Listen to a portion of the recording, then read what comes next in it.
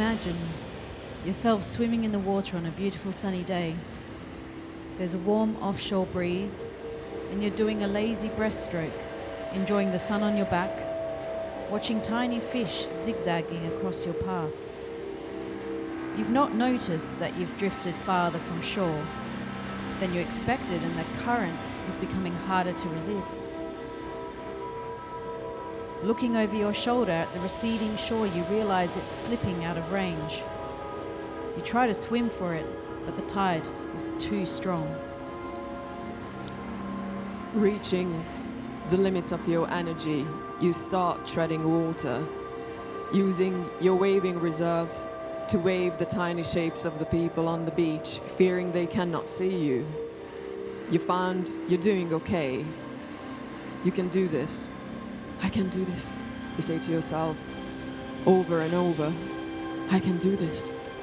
You're getting tired, but this lower energy movement is sustaining you. It's just sustaining you. But for how long? That's sustainability. Sustainability is about treading water. It's about maintaining the status quo and hoping that things don't get worse. It's not really an answer to the problem, because what are we actually trying to sustain, really? Are we trying to sustain unsustainable practices? Are we trying to sustain or prolong ways of doing things that create the conditions that are not conducive to all of life? We're actually moving beyond sustainability.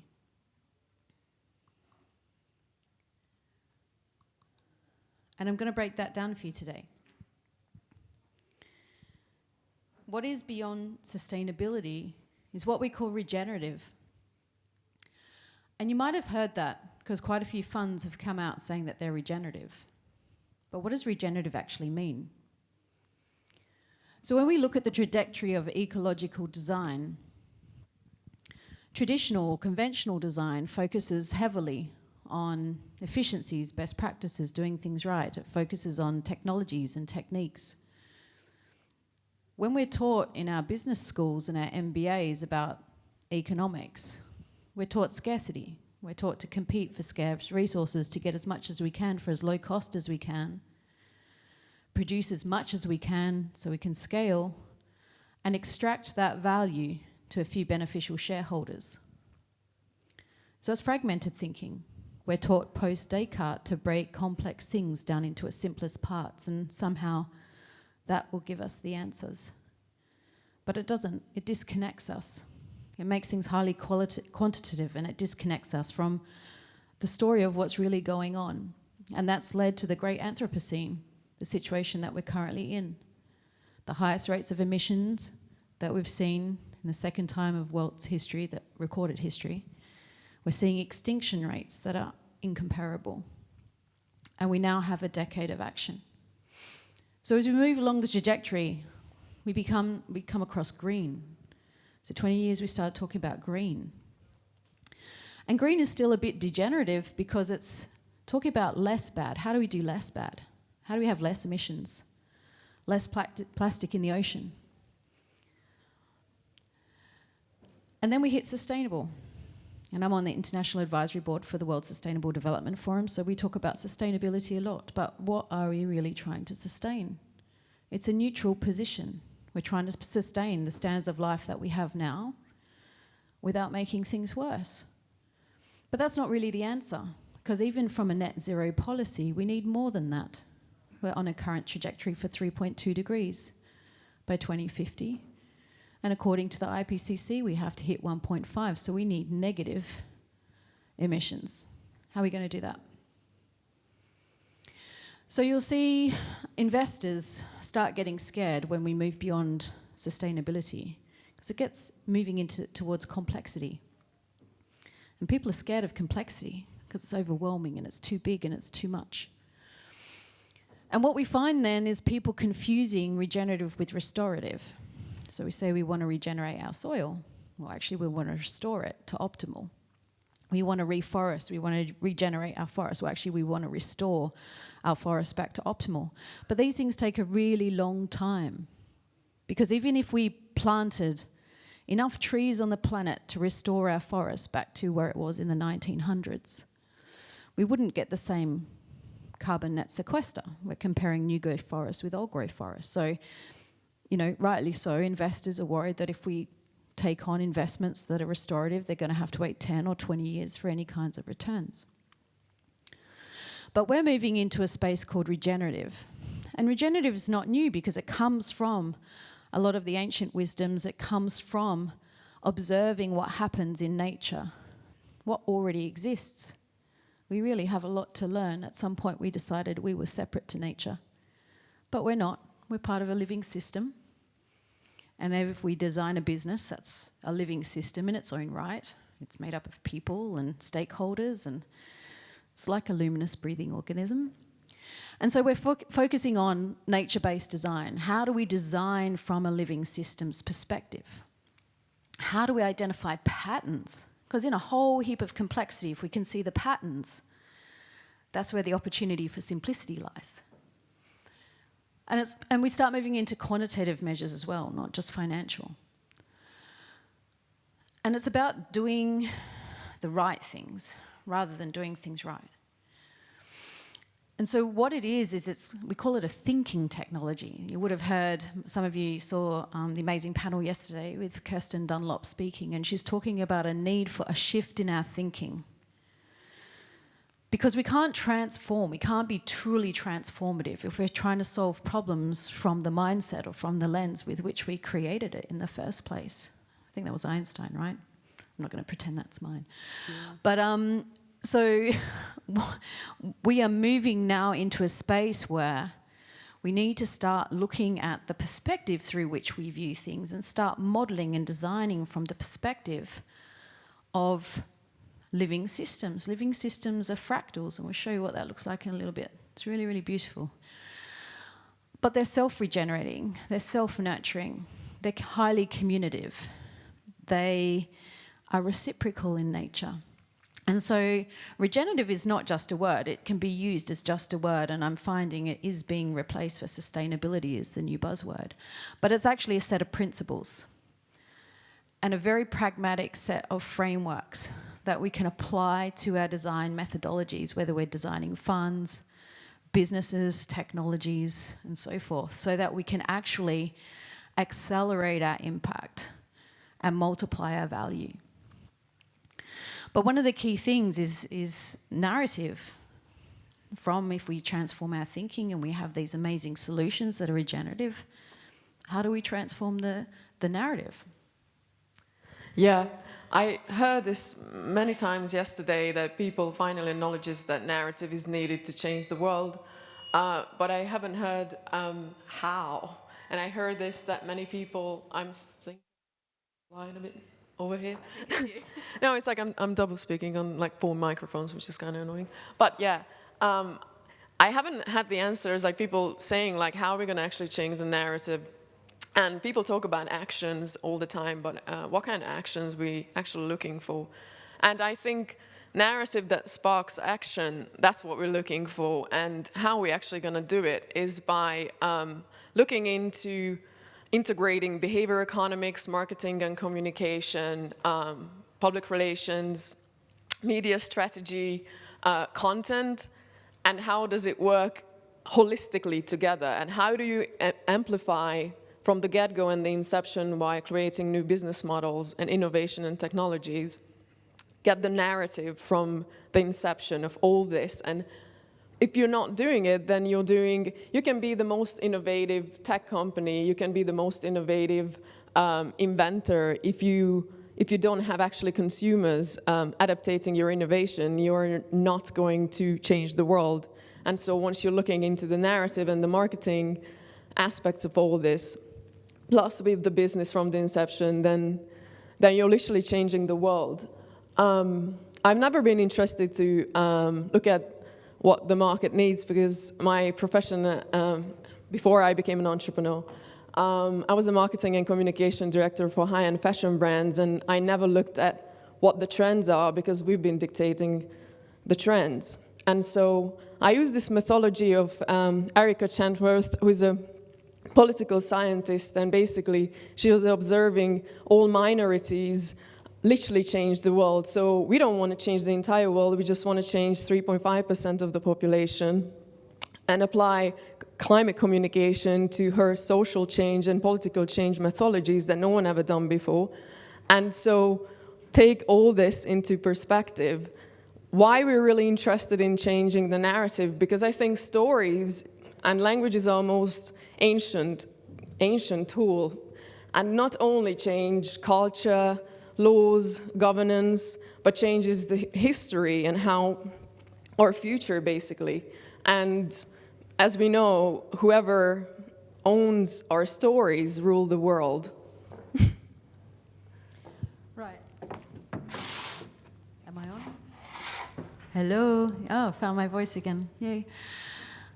Yeah, so if we're looking at this image here, we look at the regenerative principles, they underpin the context of what it is that we're doing. And then from this shift in the way we design and create as investors or as business creators, we shape the narrative. We have to lead the narrative. And then from there, we can explore investment modelling. So not only do we need to shift 3.5% of the population's view of climate change and their ability to act, we also need to shift 3.5% of the investor community to start thinking in regenerative terms. At the moment, investment has been taken straight out of, impact investment has been taken straight out of the VC playbook with just a little bit of impact sprinkled in there. And investors are upset and they wondered why we're not getting systemic change. Because we focus on projects. We focus on individual businesses.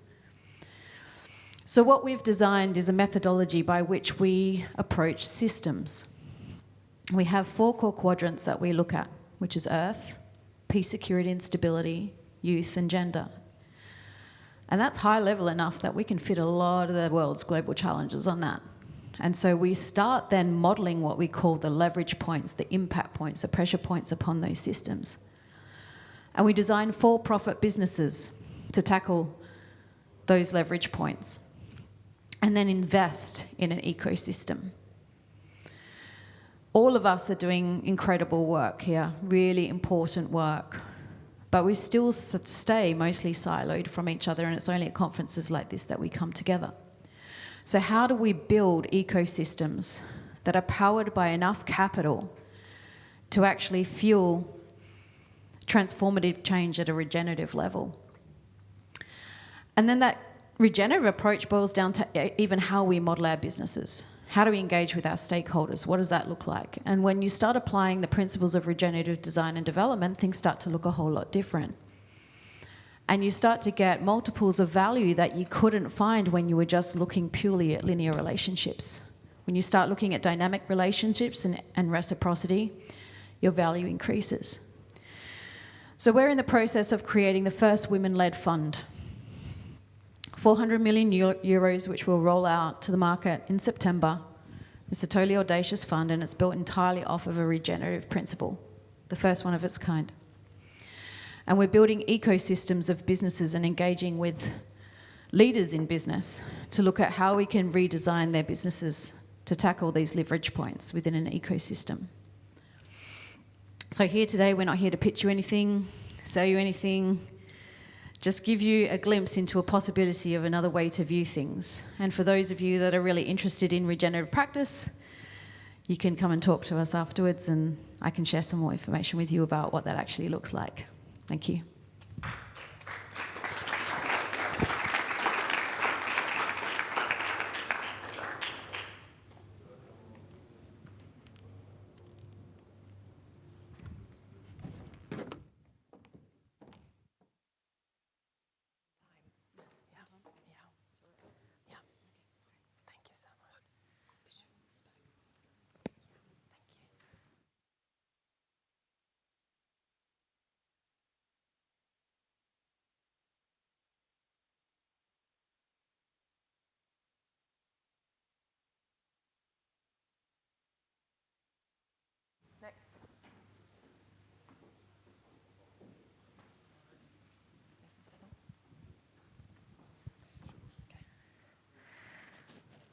Up next, we have a special interview with Peter Mather, chairman of BP Europe, sat down with Thomas Reilly at Covington.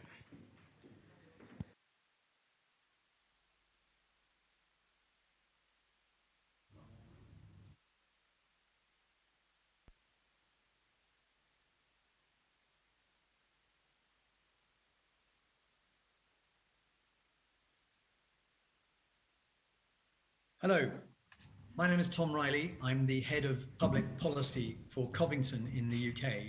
And I'm absolutely thrilled today to be joined by an old friend and colleague, Peter Mather, who is the Senior Vice President and Chair of BP Europe.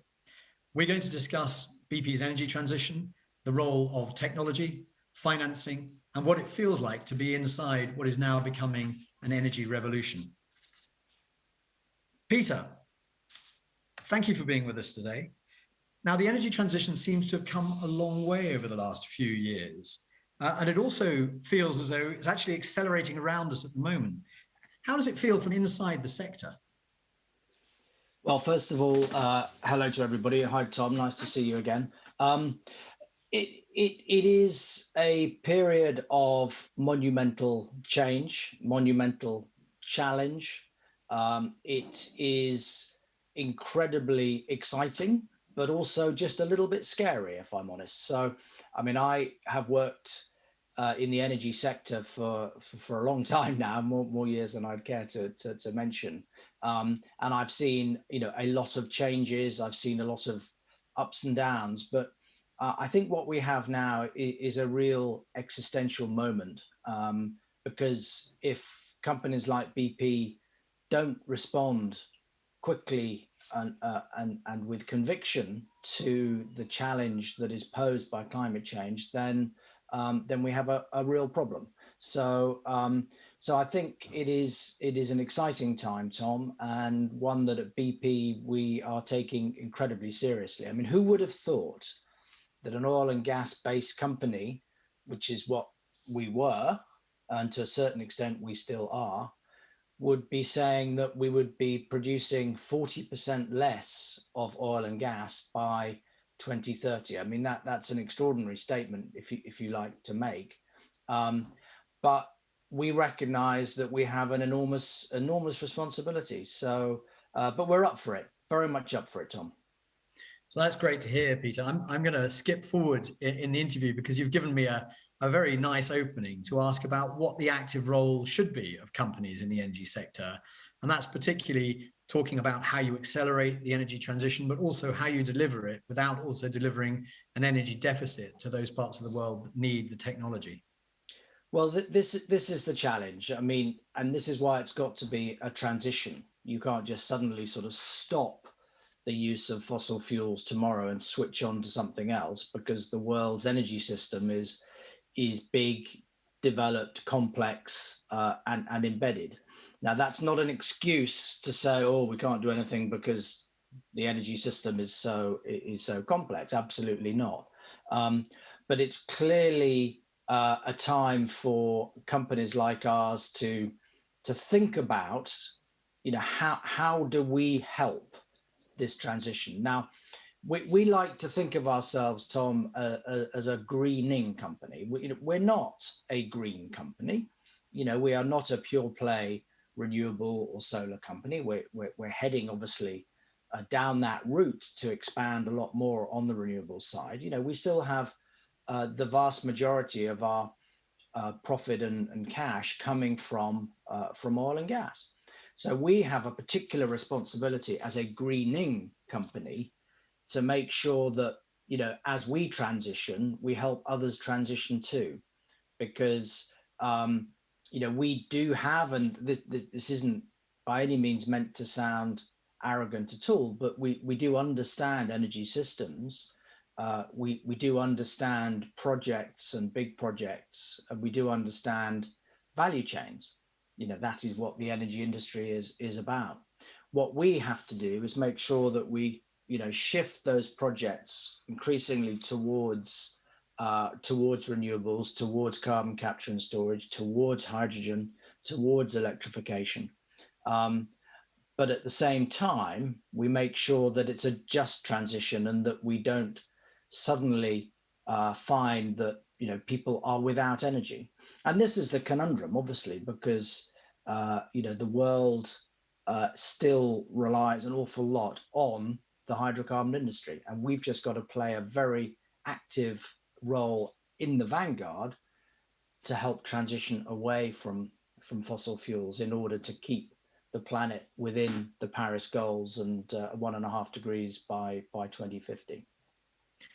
So you mentioned the word greening, and that is a really interesting concept that we're hearing more and more.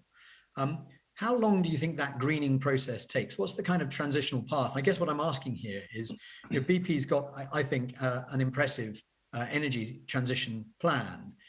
There are some people who say it should be going faster. So I wonder if you could say a little bit about that greening process and also tell us about BP's energy transition. Well, I mean, we've set out various interim targets for growing our renewables business, and as I said up front, we've also said we're going to reduce our oil and gas production by 40% as well by 2030. So, already the amount of capital that we're spending on oil and gas, we used to spend virtually all of our capital on oil and gas until really a year or so ago, 18 months or so ago. We're now much more even as we develop our activity in offshore wind, for example, where we now have not only a position in North America in partnership with Equinor, but also in the UK, where we're the preferred bidder in the UK with our partner EnBW. And we've also just entered the Norwegian market as well with Statkraft and Aker. So we're expanding our wind business, our solar business through our joint venture company, Lightsource BP, is forging ahead in a number of parts of the world, and that's very exciting to see. But we're also very committed to the hydrogen agenda, and I'm very aware that hydrogen means different things to different people. But as far as we're concerned, developing both what is called blue hydrogen, which is sort of effectively hydrogen derived from natural gas, and indeed green hydrogen, which is effectively hydrogen derived from electrolysis using green energy, green electricity. We see a massive role for hydrogen in the economy going forward, in particular for certain sort of heavier applications for transport, trucking, possibly ships and planes, as well as carbon intensive industries. So we're sort of trying to work in parallel. We will continue to produce oil and gas. I think you'll see a lot less kind of new greenfield developments and stuff, but I think you'll see us continue to focus on sort of advantaged and robust hydrocarbons where there are existing activities and existing infrastructure. But it's just getting this balance right. And of course, one of the things that is top of our minds is how do we keep all the various participants in this happy, because we have shareholders. Now, shareholders wouldn't thank us if we just decided tomorrow to sort of stop being BP, to stop making cash returns, and just sort of disappear off. I think we would not be popular. But equally, I think continuing on as a pure oil and gas company, which is not an option for us and hasn't been for a while now, that clearly would also not play into the investment market's focus on so-called ESG agenda, which is very important to us. We need to make sure we work with governments as well as investors. We need to make sure our customers go with us, because otherwise you have this sort of situation where everybody looks at everybody else saying, well, I'd like to buy an electric car, but there's not enough green electricity, or there's not enough charging points. So it has to be, worked in partnership. And then there are obviously organizations that hold us to account, to the NGO community and others. So, and that's a very important voice. So we're trying, Tom, in our transition to keep a number of different entities, a number of different organizations, a number of different viewpoints engaged. And I would just finish by saying, and our employees. You have to remember that, BP's 60, 70,000 people, all of whom come to work every day wanting to do the right thing. The passion within the company for our energy transition is palpable and significant. But again, it's a little bit scary because people will have to shift. I mean, for example, a reservoir engineer who might have been spending their careers so far looking at oil and gas reservoirs might now shift their expertise to looking at possible carbon sinks reservoirs for CO2, whether it's saline aquifers or indeed depleted oil and gas fields. So it's a transition that is going to take a while, but we're absolutely up for it. Peter, we've spoken a lot about new technology, and I wonder if you might say a few words about how you bring that new technology to market, the importance of partnerships, how you encourage entrepreneurship, how you encourage those project management skills that are going to be needed for the next phase of the energy transition. And of course, CleanEquity Monaco is all about bringing together that new technology with the financiers, but also merging with established businesses like BP. So I wonder if you might say a little bit about how you see those partnerships developing as we move forward into the energy transition. Well, I think it's a sort of mixed model, and it's great that so many entrepreneurs and technology companies are getting together at the event in Monaco. And because one thing, obviously, that will drive this is technology. I don't think that's a big revelation. As far as we're concerned, I think there are a number of different ways that we can approach it. Obviously, we have a venturing arm, so we are looking for those investments that will make a difference going forward.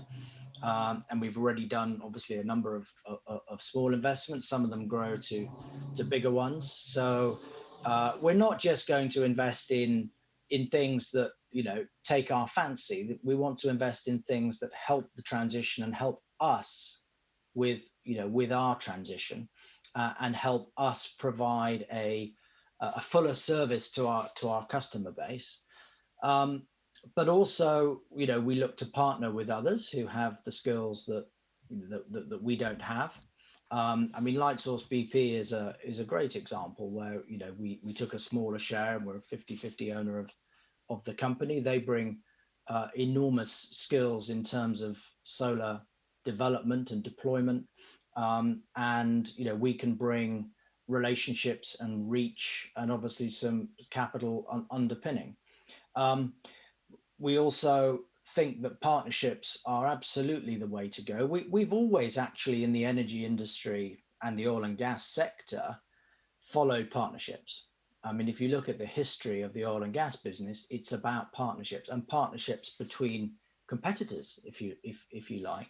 So, already in our offshore wind developments, as I mentioned, we've got partnerships with Equinor, we've got partnerships with the NBW and with Statkraft and other organizations, ACA. So we do think that partnerships are important because this is complex, and particularly for a company like BP, we're not arrogant enough to think we know how to do this. So we really do want to work with others, but we do bring certain things, and I think that's recognized. We do have, you mentioned project management skills. I think it's fair to say that if you look at our history, we've been involved in some of the biggest industrial projects ever done over the years, and just the sheer scale and the combination of financial resources and human resources, and our engineering capability, and our passion for finding engineering solutions. I think we can bring things to the table as well. So so I think it's a mixed model. Some small investments, some following companies in the sector, some partnerships, some acquisitions. Of course, we will we would be foolish to rule those out. But partnership is in the bigger, broader sense of the word is absolutely key if the energy transition is going to keep us to the Paris goals. And I guess the question as well here is for the new and emerging technologies, and I know that CCUS and hydrogen are neither new nor in some respects emerging, but they are expensive. So in order to make those viable tools in the toolkit, as it were, we really need to drive down the cost curves of them, especially actually, as you've mentioned, the green energy for the energy for green hydrogen. So what sort of financing systems would you look for? How would you look to the international financial institutions, and indeed the banks and the investment houses to get behind this? You mentioned ESG earlier on.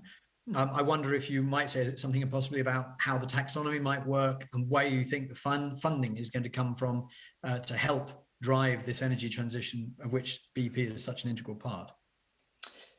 Yes, well, I think there is money available in the world generally. There is capital available, and I think a lot of that capital would love to invest in, and does invest in, the future of the planet. So I think accessing some of the private funding around, but I do think also that governments need to be prepared to provide, an investable environment. So they need to provide the business models so that the private financiers and the companies like BP can have the confidence.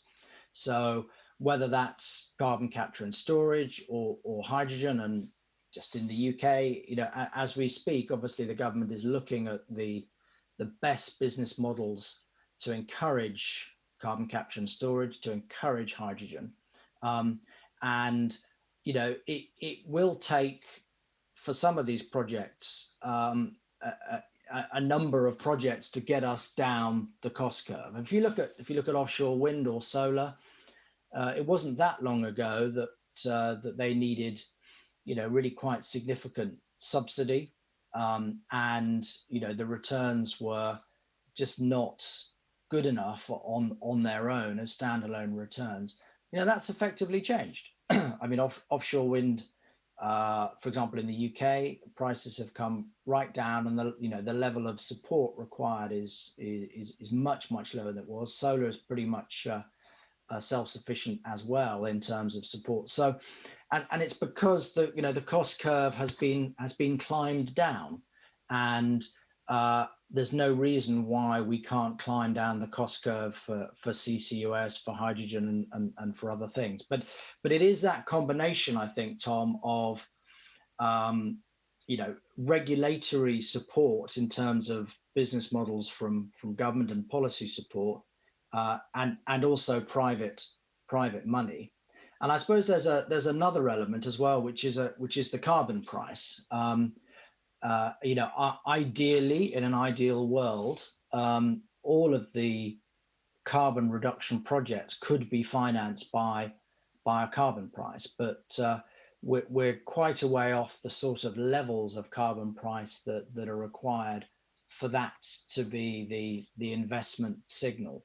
But that, hopefully that will come as carbon markets develop and as they interlink and as they grow out. So I think it's a bit of a mixed funding model, but the key thing is that there is funding out there. Need the business models from government. Need companies like us to take a little bit of risk. We need investors to be prepared to take possibly slightly lower returns, but still good returns, versus potentially what they might have expected from a big oil play or something like that. So again, everybody has to pull together, I think. That's really interesting. I mean, I think that one of the things that we've seen from events like the CleanEquity in Monaco event, but also from the Prince of Wales Sustainable Markets Initiative, which I know that you've been working very closely with him on, is the role of the private sector in bringing innovation and creativity to address this problem. I'd just like to pick you up very quickly. What do you think a sustainable carbon price should be? What's it, without getting into competitive detail? Are you able to give us an indication? Do you know what? I'm not going to give you a number because over my career, I've been asked so many times to predict prices or numbers, whether it's the oil price or the gas price. It, I think the carbon price required is certainly higher than where we are now. But I think it's the carbon price alone. I don't think will deliver what we need to fast enough, which is why it's got to be a combination of carbon pricing, policy, regulatory support, business model, investable environment, and investors who are prepared to back companies like mine, or either the greening sector, or indeed the sort of the pure play sector. But investors need to back the projects. Thank you, Peter. And look, one last question. I know that BP's just done some work, and I think when we spoke earlier this week, you mentioned that global energy demand was down between 6 and 8% over the pandemic period. I thought it would be interesting just to sort of cast ourselves forward and say, sort of what lessons can we learn from that reduction, and how can we make that reduction permanent without upsetting the balance? Because equally, the global economy needs to restart, and people's livelihood and development, sustainable development, depends on access to energy. So how can you make that the things that we've gained from the pandemic in terms of energy use permanent without damaging the recovery that we all need? Well, I think it's really interesting. Nobody would have ever wanted COVID to happen. Nobody would ever have wanted to see the impact on the global economy and indeed on the global energy system that we've seen. But yes, I mean, the BP statistical review that came out last week, it's worth a look actually, because as you say, really quite a significant reduction in emissions and indeed in energy use, but at a cost, because obviously world GDP fell quite substantially. So, I mean, actually, if you were to compute an implied carbon price, it would be sort of over $1,000 a ton. So, but I'm not going to say that's the carbon price we need. It's a sort of imputed number, implied number. I think we've learned a few things, though. I mean, clearly, transport and oil, particularly, have been the big losers. Natural gas has actually increased slightly. Renewables actually increased also quite substantially last year in terms of the total installed capacity of renewables. Coal was fairly stubborn, but in terms of percentage, obviously renewables increased quite substantially. But the big learning, I suppose, was around travel. And look, we all like to travel, but I think there are some lessons to be learned. People have been looking at alternative ways to spend their time rather than flying so much. Business has changed its modus operandi in terms of face-to-face meetings. Meetings like this that we're doing have proved remarkably successful. I wish I was in Monaco, I really do, but doing this over a Zoom call is not bad, is it? So I think there are lots of behavioural changes that hopefully will stick. What we've got to make sure, though, Tom, is that 2020 wasn't just a sort of an interesting year where emissions fell and energy use fell. We've got to really take those lessons and try and actually make them stick, because before COVID, we were on the wrong trajectory for Paris. We were not hitting 1.5 degrees. We need to make sure that we capitalize on this terrible situation that we've seen in the last 18 months to try and reset the trajectory for a better chance of getting to the Paris goals. But that's why we, a company like BP, have set ourselves some pretty tough, interim targets, because it's very easy for any of us to sort of say, well, 2050, yeah, we'll get it sorted by then, get to 2049 and panic. It's got to be, what are you going to do next year? What are you going to do by 2025? What are you going to do by 2030? And we need to constantly check in. And that's why I think, learning, really looking hard at what we've learned from this awful COVID experience in terms of emissions, and trying to sort of extrapolate that, at least in the short to medium term, is really, really important. Peter Mather, thank you very much indeed for your time and your thoughts. I've really enjoyed chatting to you. I'm sorry you can't be with us in Monaco, but I look forward to our next meeting. Thank you, Peter. Thank you very much, and have a great conference.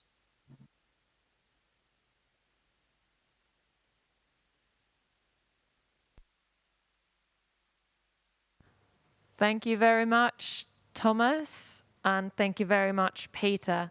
Upcoming now is the award ceremony, so please take your seats.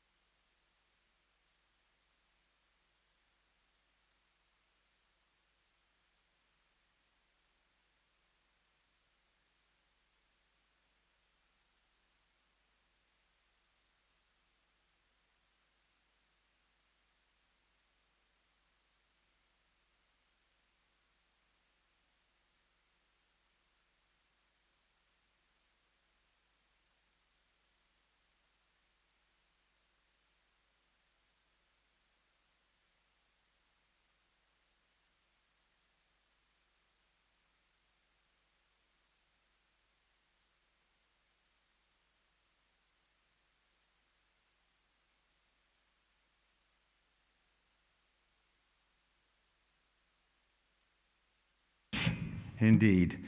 I'm going to introduce you to Son Excellence, Monsieur Bernard Fautrier. He's going to say a few words to you, but Bernard has been very much involved in all the sustainability. Please sit down. Bernard's been very much involved with His Serene Highness, not only on climate change. He is still the senior advisor to His Serene Highness on climate change, but he was also instrumental in the formation and the setting up and the running of the Fondation Prince Albert II. So absolutely the right person to be here today. So I'm going to hand over to you, Votre Excellence, and I will come back up when you're finished. Merci beaucoup. Thank you, Mungo.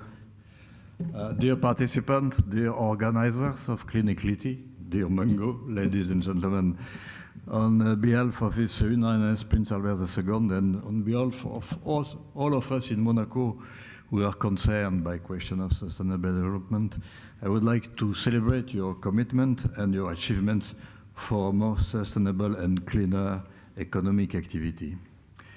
We encourage you to continue the important work that you are all doing and that we also try to do in Monaco. Mungo and the team of CleanEquity were not going to let a global pandemic stand in their way, and of course you, who are committed to doing difficult but essential work, were going to come and be part physically of this edition of CleanEquity, or be watching live somewhere else in the world. Notwithstanding the constraints of COVID-19, we can and we must continue to work towards the goals enshrined in the United Nations Sustainable Development Goals, and to work to attenuate the main problems the human society have to face in this century, which are linked to climate change and biodiversity loss. I just stress on this question of biodiversity because this year was expected to be the year of action to preserve biodiversity, with an important conference of parties which had to take place in China and was supposed to set up a new frame for biodiversity preservation for the incoming years. Unfortunately, the pandemic will not allow such decision, but other opportunities, and these even are among those opportunities, can help to raise awareness and funding for cutting-edge technologies, accelerating their development and implementation, and also develop good industrial solutions based, among others, on nature. And I'm thinking here specifically on what could be done in the field of the development of the so-called blue economy. International cooperation is essential to the progress that can be made when a group of committed individuals come together with a common purpose. Such a cooperation is also essential to fight against climate change, whose adverse consequences on our daily life are more and more evident. You only have to look at what happened some days ago in Belgium and Germany, and what is happening now presently in China. And I'm sorry to tell you that the next IPCC report, which will be published at the end of August, will not at all be optimistic if we continue to follow the present track. 15 years ago, the Sovereign Prince set up his foundation, the Prince Albert II Foundation, to protect environment and encourage sustainable development. The foundation has since then partnered with a lot of institutions. I just wish to quote today one of them, the Stimson Center, to work on the Alliance for Climate Resilient Earth, which is a forum for collaboration between political business and policy leaders grappling with the challenge of building climate-resilient critical infrastructure. That are goals that a number of you are engaged on. It's my pleasure to salute Sarah Stimson, who is with us today. We come together at CleanEquity, someone to teach and many to learn. There is much work ahead of us all, and I hope that you all leave Monaco invigorated by the exchange you had. Thank you to the sponsor, the partner. Thank you to each of you for attending this edition, 2021 edition. I think we shall continue to create, develop, and implement practical solutions to the very considerable problems that we are facing. Thank you.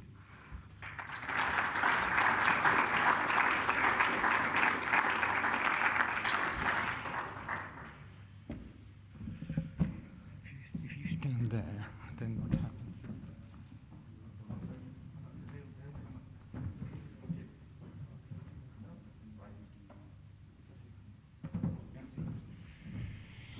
Bernard, thank you very much indeed. So just a little bit also thanks to our judges, who are all professionals, independent. I have no idea who is going to receive the awards, who the runners-up at all are. No idea at all. In fact, when Bernard arrived, I introduced him to the judges and I left the room so they could talk about it. These judges are professionals. They're independent. Typically, they work on 2 or 3 names at a time, and they take a month or 2, and they do really deep work. What they've done here is 18 companies in, it's not 48 hours, because I think they've had a little bit of sleep somewhere along the way, with any luck. The awards are for 3 categories, 3 stage categories: research, development, and commercialization. What we will do, just because we need to be aware of the masks and everything, we will announce the runners-up in the first category, and then who is to receive the award, at which point could that person please come up that side, and then the award will be presented to them. So, again, I don't know whether the person is in the room or is in Virginia or is in Glasgow. I have no idea where the winners are, but I'm sure you've arranged who's going to do what if somebody's not here. Also, we have tried always not to use the word winner, so the award will go to, because we believe the more we do what we're doing, the harder we work, we're all going to be winners. And so we've tried to drop that word from the process. So with respect to the awards this year, we worked again with outside professionals and asked for a list of names of people whose art is particularly themed on climate change. And we went through those names. And we chose a lady called Claire McCluskey. I know you're going to say straight away that there was some sort of bias here because she happens to come from Dublin and I happen to come from Dublin. But I actually did not do the first set of work down to the last three. Claire is a visual artist and an educator from Ireland. Work is grounded in the ways that we relate to the world around us. For the CleanEquity Monaco Award, her design is based on the 20-sided platonic solid, the icosahedron, which carries symbolic associations to water, one of our most precious and vital resources, made entirely from sustainably sourced traceable wood from the Lisnavar timber project in Carlow, and the sculptures contain an inner dimension that reminds the holder of their own urgency, responsibility, and creativity in seeking new possibilities for a better future. So thank you, Claire, so much for your work and commitment. We wish you were here. I'm not going to sing the song, but we do wish you were here. So from a protocol point of view, the awards will be given. As I said, come up here. Please put your mask on, keep the mask on, unless you want to say something, and we'll take it from there. Thank you. So the first category is research. And as I said, I have no idea what we got here. The runner-up for excellence in the field of environmental technology research is IPG. Well done, Toby. Where is Toby? Where is Toby? There's Toby. François, il est là. Après, okay. And the award goes to Economics. Charlotte? Is Charlotte here? Say.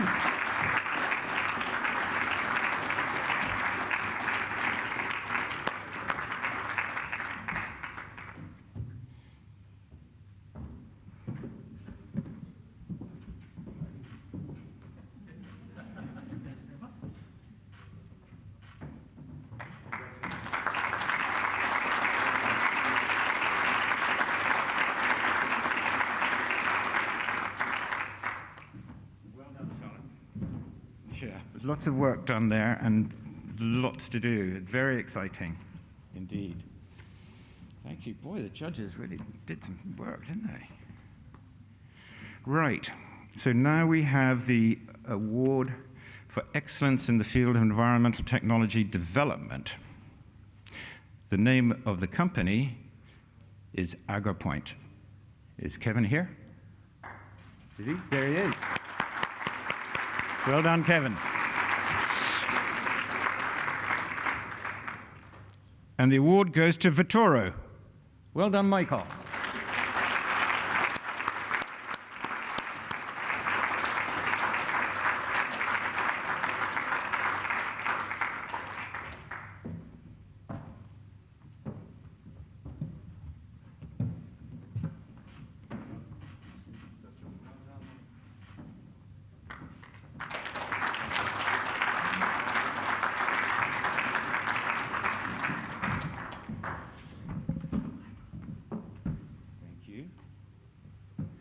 And now,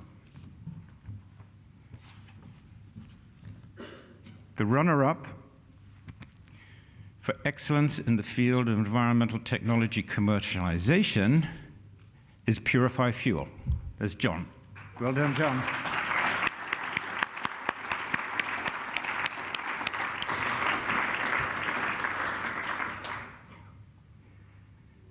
And the award goes to Voltaware. Sergey.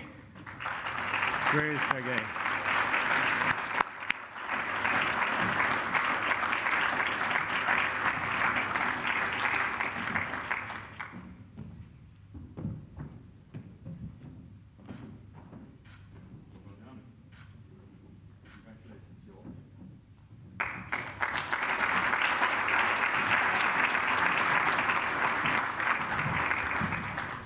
So, I think that about wraps it up.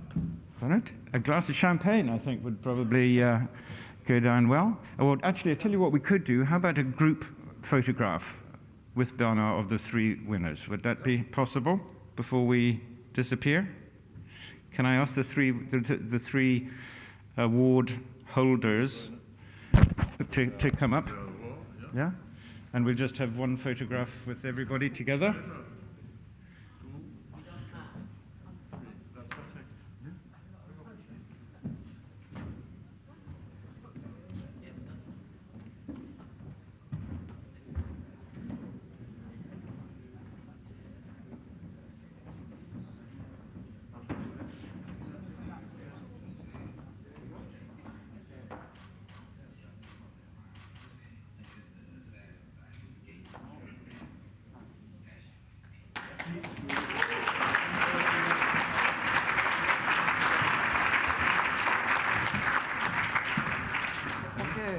So everybody will join us, and you know Sarah.